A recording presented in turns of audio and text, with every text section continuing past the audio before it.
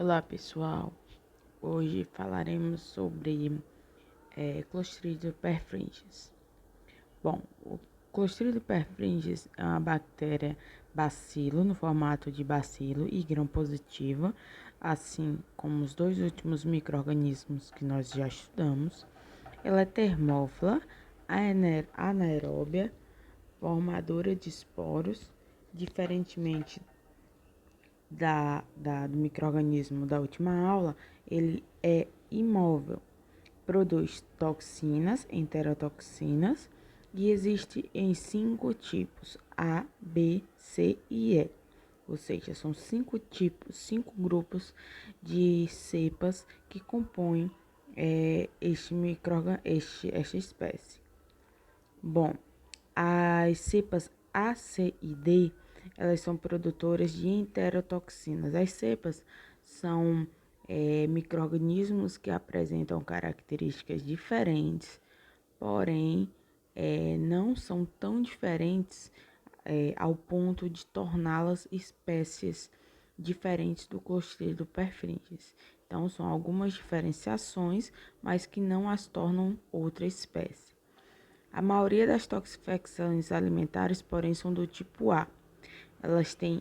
Esses micro-organismos têm uma alta ação enzimática nos alimentos, ou seja, eles têm uma habilidade metabólica e causam várias reações nos alimentos.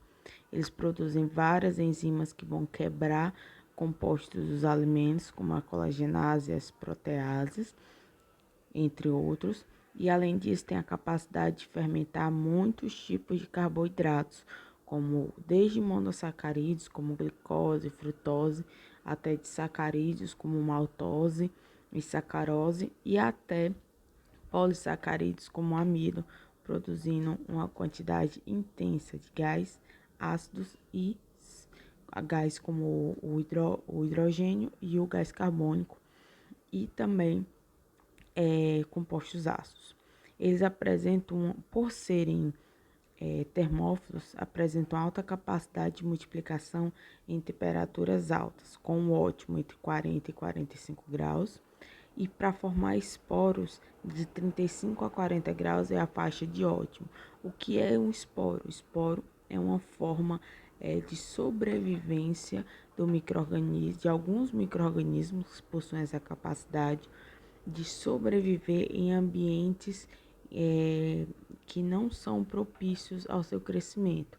Um ambiente numa faixa de pH, de temperatura e de outras condições, aqueles fatores intrínsecos e extrínsecos que não são favoráveis para o seu crescimento. Então, eles se transformam metabolicamente e também fisicamente para estarem num estado, digamos, hibernante, para quando o ambiente se tornar propício com novas condições, ele voltar a crescer e voltar a ser uma célula que nós chamamos de célula vegetativa, que é aquela célula que tem a capacidade de se multiplicar. Temperatura mínima de 15 graus, então ela cresce de 15 a 51,7, e o tempo de geração é bem curto, ou seja, o tempo para a população se duplicar quando ele está na faixa de temperatura ótima, como por exemplo a 41 graus, é de 7,1 minutos, ou seja, um pouco mais de 7 minutos, eles duplicam a sua população. Se tem uma célula, viram duas. Se tem 100 células, viram 200. E assim vai. Em relação ao pH, eles se multiplicam e formam esporo na faixa de 6 a 7, com um mínimo de 5 e o máximo de 8,3. Em relação à atividade de água, são micro-organismos altamente exigentes em relação ao teor de água, então eles não toleram muito bem as baixas atividades de águas, e o mínimo é entre 0,95 e 0,97. E para que ele tenha a capacidade de esporular, tem que ter pelo menos 0,98. Eles são facilmente inibidos, a grande maioria das cepas, com soluções de 7 a 8% de cloreto de sódio. e não é um anaeróbio estrito, mas ele depende de potencial de oxidorredução para o crescimento inicial, ou seja, de um ambiente de menos, um ambiente negativo, ou seja, de potencial de oxidorredução negativo. O Clostridium perfringens, ele é amplamente distribuído na natureza, porém, inclusive no solo, porém, o conteúdo intestinal dos animais, do homem e de muitos animais, é também o habitat mais comum desse micro-organismo. Ele pode ser encontrado tanto em alimentos processados como crus. Muitos casos de surtos no mundo, eles ocorrem devido ao Clostridium perfringens. Os esporos, eles não são destruídos pelo calor, e os principais causadores de intoxicação alimentar por Clostridium perfringens são alimentos relacionados a alimentos com base de carne bovina e carne de frango, e também ambiente de alimentação em estabelecimentos, em hospitais, restaurantes, entre outros. A característica da doença está relacionada ao Clostridium perfringens, já que ele é um patógeno. Existem dois tipos de toxifecção. Os da cepa 1, tipo A intoxicação alimentar chamada clássica, ela vai causar dores abdominais, diarreia, náusea e raramente vômito. E os sintomas duram de 12 a 24 horas.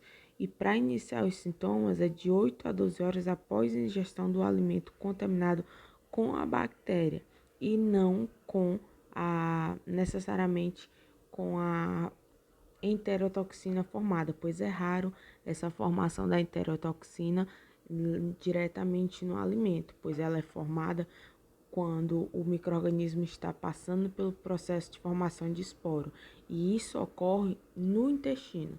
Então, é necessário você consumir o alimento que está contaminado com as células viáveis do Clostridium perfringens. Raramente causa morte, tá? Esse tipo.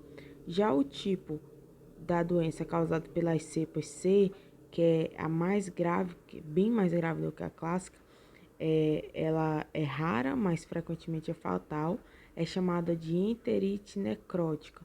Vai causar fortes e agudas dores abdominais, diarreia com sangue, vômito, inflamação necrótica do intestino delgado.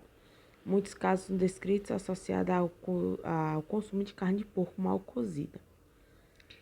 Como é que ocorre essa patogenicidade relacionada ao Clostridium perfringens?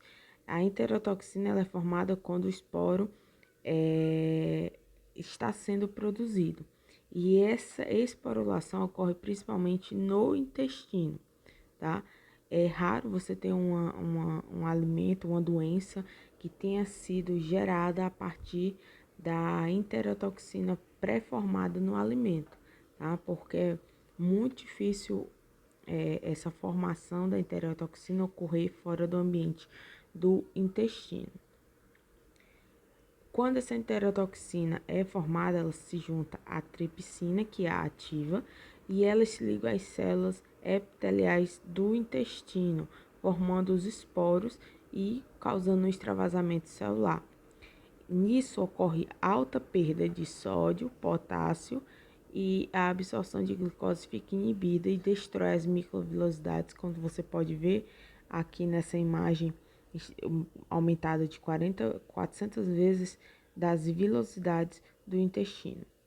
E ela é uma toxina que ela é termolábil, ou seja, a maioria dessas toxinas produzidas pelas cepas de Clostridium perfringens, elas são destruídas a 60 graus Celsius por 10 minutos.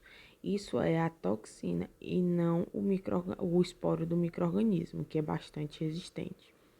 Como medidas de controle, nós temos a inativação direta das células vegetativas e não dos esporos, tá? Porque eles são resistentes a altas temperaturas. Existem duas classes de esporos, os que são os mais termorresistentes, que eles só têm a sua destruição de metade de 90% da sua população a uma temperatura de 90 graus, se for entre 15 e 145 minutos de ação do calor.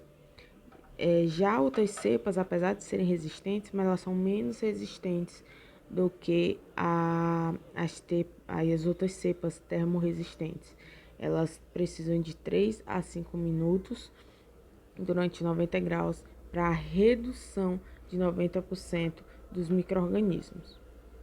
Bom, façam os exercícios, envie suas dúvidas e até a próxima aula.